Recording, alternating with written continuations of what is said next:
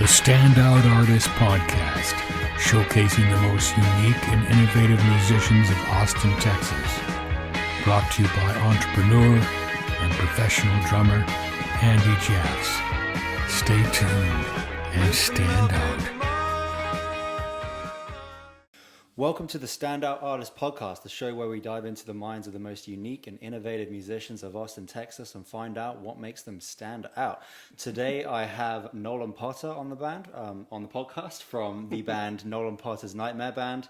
I saw the band on the last Saturday of South by Southwest this year. And they were by far like one of my favorite bands that I saw over the whole kind of 7 days that we were, jumping around watching music. Just got a really great sound, so I'm excited to have them on the podcast. How are you doing, Nolan? I am great. I'm happy to be here. It's a beautiful day. It is a beautiful day. A little bit windy earlier on today. It was funny because it started off at I speak in Celsius, so it was like a nice little 18 degrees, and then it dropped. Right. And it was windy, and now it's back up to sunny, and Austin's just crazy around this time of year, but we love crazy. Yeah. They say the rainy season is coming, so it's about to be very, very wet for a while, I think. Does Austin have a rainy season? It seems like it, yeah. I mean, it kind of depends, I guess. Okay. Gotcha, yeah. But, yeah, I'm not a scientist, so I don't Me neither, yeah.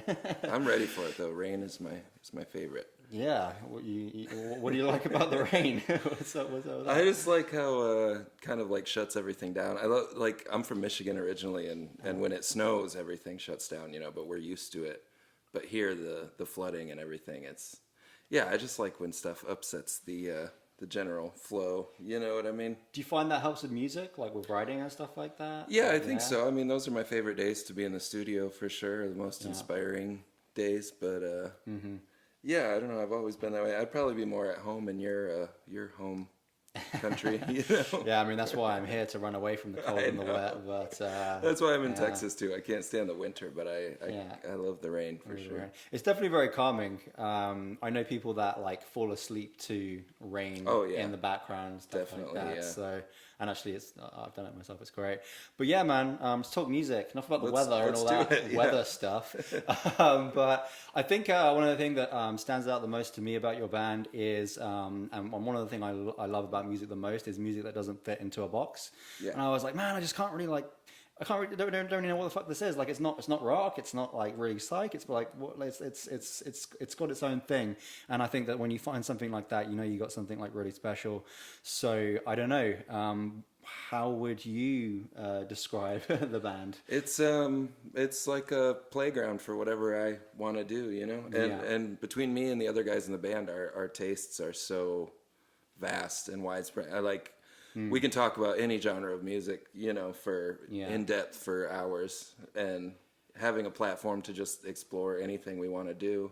Like last night at practice, we were just shout out in the middle of a tune. Now it's a reggae song. Let's play it like a reggae song. Not that we would ever do that on stage, but why not? You know what I mean? It's exercise of our vocabulary and our, our breadth as musicians. But I don't know. It's a fun band because it can be anything we want it to be. We like heavy, loud music. We like soft, gentle music. We like really delicate, intricate stuff, and it can be any of that stuff. Now I'm blessed to have very good jazz musicians in my band now, so we try to put as much of that into it as possible. I mean, the songs never sound the same on any given night, and it can really go anywhere. Now we're struggling. So you saw us at Hotel Vegas? Was that show? Yeah. On Saturday. That last show. Yeah. That was our official South by set, and we only got half an hour. I was like, what are we supposed to do with half an hour? You know what I mean? It felt like a lot longer than that. Yeah. We tried to stretch, you know what I mean? And but yeah, the songs, even the 4 songs that we played that night, that could have been an hour long set easily. But yeah. Absolutely. Yeah. Do you sometimes do that? You kind of just stretch out the songs and jam on them a little bit more? Yeah. Yeah, they're never even when they're recorded. If you listen to the studio versions like that, that's just where those songs are at that point in time. They never stop growing. You know what I mean? And we never stop adding stuff to them and changing stuff around. And as long as there's just a little bit where somebody that knows the record could be like, oh, I know this song, and then it takes off in a completely different direction. Wow, that's interesting. I've never heard of bands really like necessarily changing their songs. You know, Yeah. like what makes you do that? Are you just like, man, I really like this song. I want to fuck with it more. Right, exactly. Yeah, it? like the songs are just a platform for us to jump off and do our own thing, and especially with the sort of like revolving door policy of the membership of the band. As soon as somebody new comes in, it's like, why wouldn't we showcase what you're great at? You know what I mean? And put that into this song.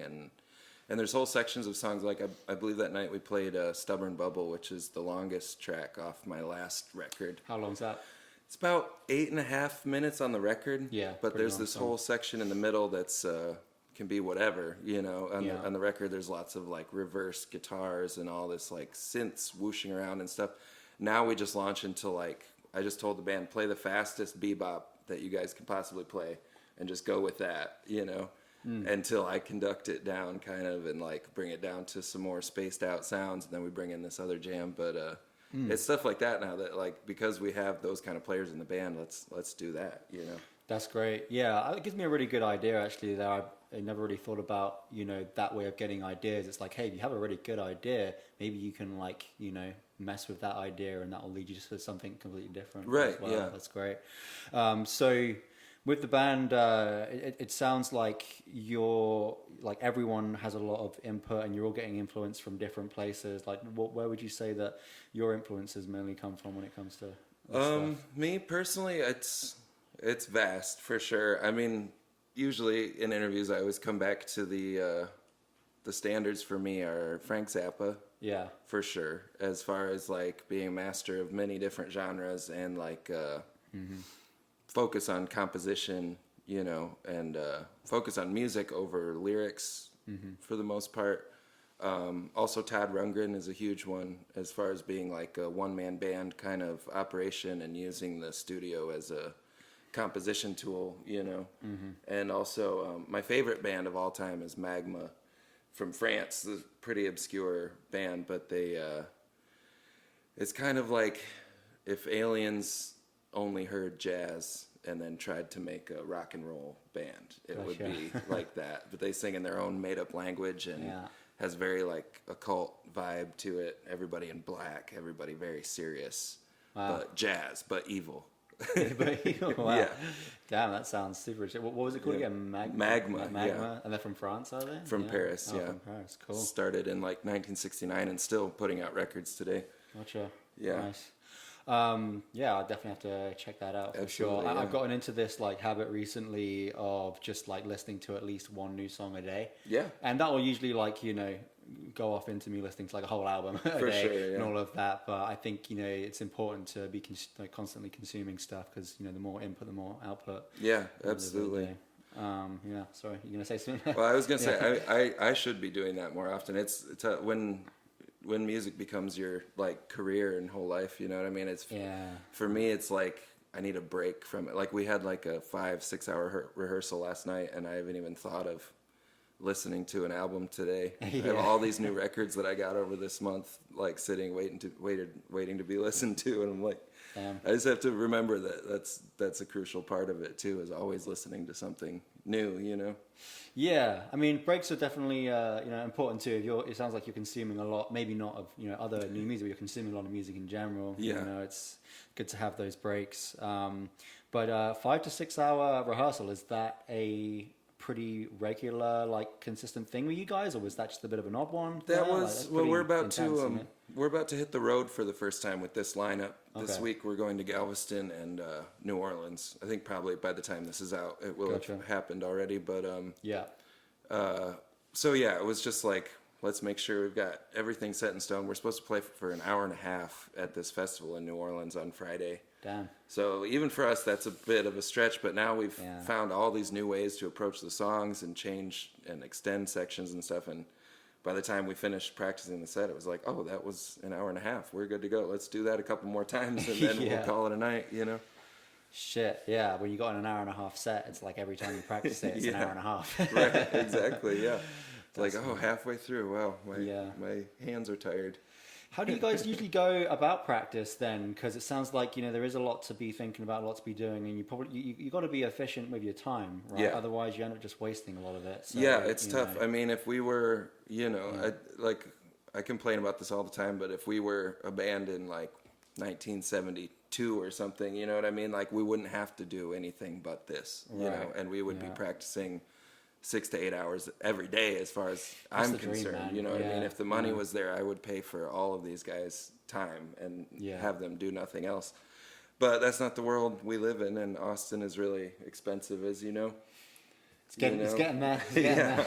So, we try to make do with the most, and that's where improv comes in a big way, is because we don't have the time to like sit and work on charts and really like hone in specific parts. I mean, like I think that's the thing with like Frank Zappa's band back in the day, is that was their job, you know, is to sit there and read sheet music and bust out all these crazy complicated parts.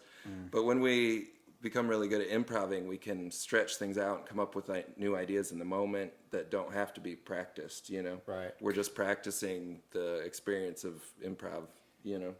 Yeah, that's the beauty of improv, right? It's supposed to be in the moment, not like over the time. But I guess, you know, we all would love to have like infinite time where we can just always practice. But there is something to be said about not having a lot of time that actually is in some ways better, because it forces you to be proficient with the time and all of that. Like say it stops procrastination. Yeah, exactly. It's like we only have this amount of time. A lot of times we'll do like a practice one day that's only like 3 hours, where we don't have any of our pedals, we don't have any like synthesizers or anything. We just have like an electric piano, our guitars straight into the amps, just focusing on the notes and the parts. And then another practice where we bring in all the effects and all the layers and, you know. But so one thing at a time kind of thing. Yeah, kind of. It's easier if we're all just sitting. We'll usually do like the small practice at my house, just in my studio with the piano and like minimal gear. Yeah.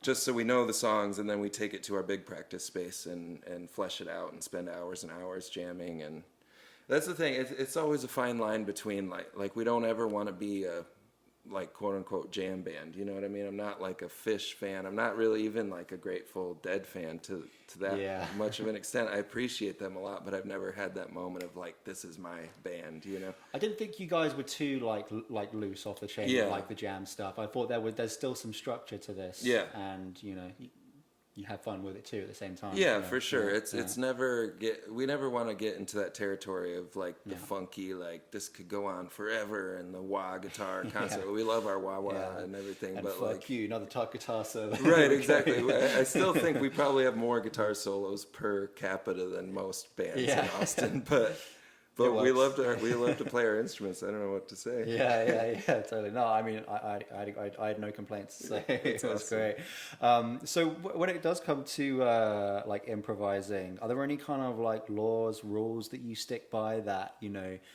help you lead to a successful improv? You know, I know there's some things I kind of stick by when I'm improvising. Yeah, I think when you're doing it with a group of people, knowing each other personally is a big help. Not always. I mean, you could go to a jazz club and sit in with some guys you never met before, but you all have that shared vocabulary of we all know this standard and we know the different variations on it, whatever.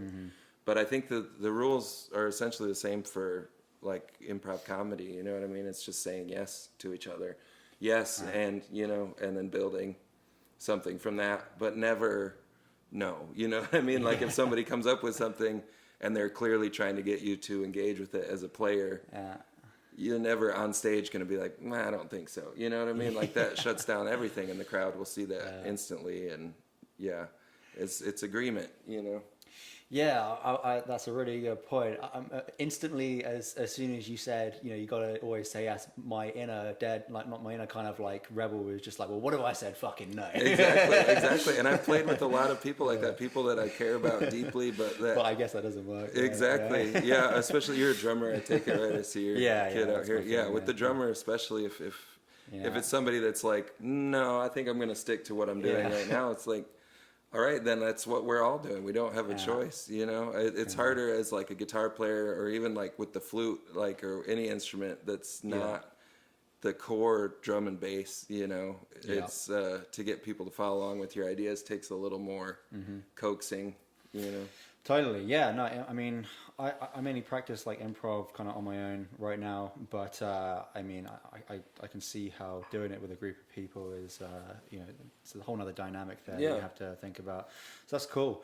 So it sounds like you've been playing around with the form of the band now. Could you give us like a little kind of short cliff notes of how the band was formed, like, when it started, all of that? Yeah. So it started in, I guess I recorded the first tunes that would be considered Nightmare Band tunes in 2017, I want to say. I was living with some friends of mine from the band Holy Wave, and they were out of town. They were in Europe for a month or two, and I was left with their studio and all the equipment and stuff. Yeah. And I was in a band at the time with their bass player, Dylan Fernandez, who's one of my best friends, mentor, one of my favorite people in the whole world. And so, yeah, they were all gone. And I was left with all their equipment in the studio. And I was like, well, I want to work on something. Our band's not playing shows because our bass, my friend is gone with them. And so I had a little pile of tunes. And then late 2017, I started putting them up on Bandcamp and getting just mild interest through sharing them on my Instagram page. And then 2018, well, I guess this was... Yeah, in 2017, I moved in with Jason McNeely from Hotel Vegas. He's one of the owners over there, and started recording stuff in his house as well. And he would be hearing what I was doing and stuff. He was like, "You got to make a band for this," and that's how I started that whole thing. Recruited a bunch of my friends that I knew from working at Hotel Vegas, from seeing bands every single night, and was like, "Let's do this." We played our first show the night before South by started, 2018, and it was like Hotel Vegas's South by kickoff show, and it was a absolute madhouse. It was like so packed. I don't know why. I think it was just because it was right place, right time. But there was a bunch of people there. My parents were there for my birthday. My girlfriend at the time was dancing on stage. It was like a crazy. I kicked a guy in the chest for knocking my flute over. There was people moshing and stuff.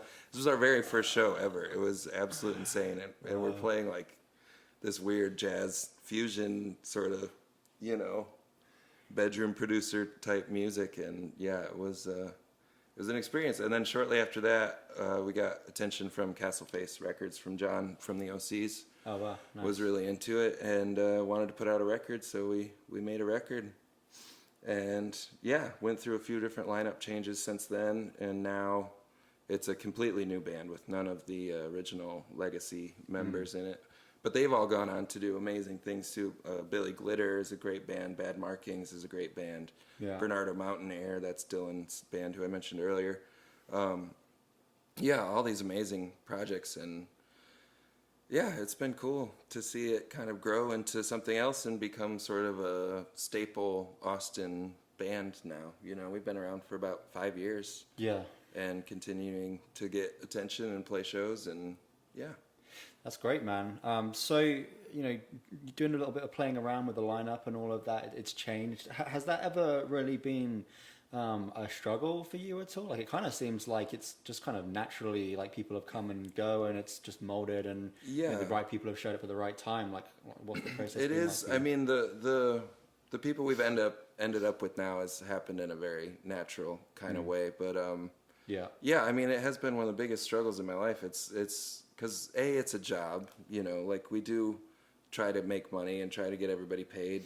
And it takes time out of people's lives, but also it's a very personal thing when you have like for a while I was living with some of the band members, and that was during the pandemic, and there was a lot of tension because of that. And, that spills over into our musical abilities, playing with each other, and people wanting to go off and do their own thing and start their own band is like, what can I say to that? That's what I'm doing here, you know what I mean? If you want to go start your own band, of course, but at a certain point there's time conflicts between that and what we're doing, and it's tough because it's a very like friendship oriented industry, you know what I mean? Like, you can't just do this stuff with acquaintances, like you got to get to know each other well enough to be in a van together for weeks on end, and sharing hotel rooms and seeing each other 3-4 times a week. It's like, for adult men, there's like very few other things that are like that, Totally, man. What would you say has been a thing that you've done to make friends, you know, with music and all of that? Like, has it just been very natural for you? You've never really thought about it, or because it seems like you knew a lot of people before the Nolan Potter band. Yeah. Obviously, you know, touring around with that band a lot. After that, you're gonna meet even more people. Yeah, I mean, for me, it's helped you. When I first moved to Austin, I didn't really know where I like belonged. I knew that I had to be here. I was friends, well, more acquaintances really at the time with Holy Wave, because they had stayed at my house in Grand Rapids, Michigan, where I'm originally from, while they were on tour.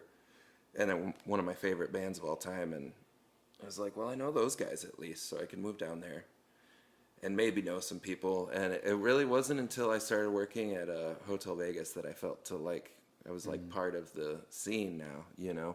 And I think being the front door guy, you know, helps so much. Is like you're the first person that people see when they walk into the bar. Yeah. And there's bands there every single night, so you're the first guy that the bands see when they come into the bar and check in and whatever and set up their gear. And the stage is right there next to the front door, so I was like firsthand seeing shows every single night. And that helps so much. And once you're in with that Hotel Vegas family, it's just like everything else can come so easily because it's kind of the hub of everything cool in Austin as far as I'm concerned. Yeah, I would totally agree with that. I mean, it's amazing. I bought one of those bloody music wristbands for South by Southwest this year. And I went to so many venues, and I was like, I should have just fucking gone to Hotel Vegas. I tell people that every year. It's like you can get your whole South by experience at this one place and never deal with downtown. Like, not at all. Like, not even really worth it at all. Yeah. And if there's a good you might get lucky there. Exactly. If there's a good band in town, they're going to be playing at Vegas at least 2 or 3 times that week. So why are they so good? Like, how are they so much better than everyone else? Like, I don't know. Like, what is it? I think that it's the owners really that they really care about music. They care about rock and roll. They've lived that lifestyle. They've been on tour. They've helped bands for years and years, and they just wanted to make a place that's like immune to the changing of Austin a little bit, you know. And I think the fact that it's still there when, I mean, we're sitting in one of the condos that has become, you know, I remember when this place was built and we were like, the neighborhood's going to change, the bar's going to get demolished, blah, blah, but Vegas is still there. And it's, you know, it's the reason that why all these people want to live on East 6th Street, you know what I mean? Like, yeah, man, I'm attached to it. I mean, there's a couple of different places in Austin that I'd be like, it'd be nice to live there, like right next to the trail, or like, you know, on South Congress, or like, you know, on East Riverside and all of that. But it's like, but I'm an East Side man. Yeah, you know? Exactly. Like, I can't leave now. East 6 is great. I love it down here. This feels like my home base wherever I live in town. This is always like, you know, that's why I said when I was texting you earlier, I was like, I'm going to just park in my usual spot and walk down here. It's like, I know I can park for free over there. I know there's room for my van. I don't have to deal with anything. I was going to say you could probably park in the garage, but it is a pretty dodgy garage. Yeah, I've had bad luck with big vans and parking garages. So no worries. Let's save the trauma for one day. Yeah. But hey, man. So you've been doing this for a while now. You've got a band that, you know, you're finding your unique sound, and it definitely stands out. What would you say is one thing that you do as a musician that makes you stand out, and maybe that other people could take away that would, you know, help them kind of find their unique thing? That's kind of a deep question. It's a big one, yeah. For me, the initial like impetus for all this is composition. It's not necessarily being like a rock and roller, or like having a band. It's not really touring. It's not really even playing live shows. It's just ever since I was like a very small child, I wanted to be a composer, you know, and then kind of fell into this lifestyle, getting into punk when I was younger, and picking up guitar, and be like, well, this is a very easy way to do it. I can just like go and do it. Don't have to go to school. You know what I mean? I was terrible at college. I tried to do music degree and all that stuff, and it's just not for me. But having a band like this is very much, you know, an expression of wanting to be a composer and following that dream from when I was a kid. And we still do use a lot of sheet music in the band. Really? Yeah. Yeah. I mean, we have like some auxiliary members that come and go: violin player, saxophone player, you know, sometimes vibraphone, stuff like that. People that really benefit from having charts and sheet music and stuff. And Yeah, and that's one of my favorite things to do is like figure out, okay, I've written and recorded this song. I want this person to play this thing. How am I gonna put that on paper so that, like, with as little communication as possible, they know exactly what I want it to sound like, you know? Damn, that's incredible. So, like, Yeah. do you handwrite like the No. notes and stuff like that? My handwriting is terrible. I wish that would be amazing, but no, Yeah. I use computer programs for that, and Okay. and also I benefit, like, I'm such an ear person. Like, Yeah. as much as I love to compose and stuff, I do have to like hear it Okay. to make sure that it's right, you know, and having Gotcha. a program to be able to play it back and be like, yeah, that's the one, you know what I mean? Gotcha. But if I put this like articulation on there or this like dynamics marking, then it gets me closer to what I'm trying to do, you know? That makes sense. So would you say kind of the process of like composing, you know, in kind of notation form slows down the thinking process for you? So you kind of like, you know, you can think about it a little bit more? I think, yeah, that's a good way to look at it. And also I'm kind of just, it's like an exploration of, I came up with this thing that in my mind seems so simple. Yeah. And then figuring out how to put that on lines with dots, you know, is like, helps like, you. oh, now I see. And then it could also be this because that opened the door for this other rhythmic thing to happen, you know? Yeah. So Makes sense. Yeah, it's like if you can't explain it to someone, then you don't really understand it. So that helps you get the understanding for yourself so you can yeah. communicate it And for better. me That's too, my great. composition process in the studio is so, a lot of times it's just me by myself and not having to translate it into words for other people. Right. Yeah. That doing that process of writing it down in the classical way, it's like, oh well, now I know how to like present it to the band or whatever. Yeah, that's something I'd love to figure out how to do as a drummer, you know, because I'm always like coming up with like licks in my head, you know, and like even vocals really. But I'm just like, man, I'm so deep into drums, like I don't want to get shiny object syndrome and start having to learn like guitar or anything like that. So it's like I just want to be the guy that's just really good at drums, but it is kind of just like sometimes like shit, I got this stuff in my head. But usually it does work. If I have someone that is, you know, a good player that can pick shit up easily and quickly, you know, like I'm writing with a guitarist right now and we've been flowing pretty easily with writing music. I can just like hum it or whatever and it works out. But, you know, it'd be interesting to, you know, see you in the field there, like how you kind of do that with musicians. It's cool. It's good shit. Yeah, absolutely. I think you'd have a good time with sheet music. Yeah, I can read drum music, like sheet drum music, well, like that's fine. I don't know that. The rhythmic part is the hardest part. I Yeah. mean, figuring out where the notes are on the lines is whatever. But yeah, getting the rhythmic vocabulary down is that's my difficult thing because I'll think of like some 16th note into a triplet pattern or something in my head. It's like that's easy. It'll just be this, and then I hit playback and it's like, oh, it's not that at all. Yeah, that must really help with just your overall timing as well. Yeah. Right. Like just really getting that nailed in. That's dope, man.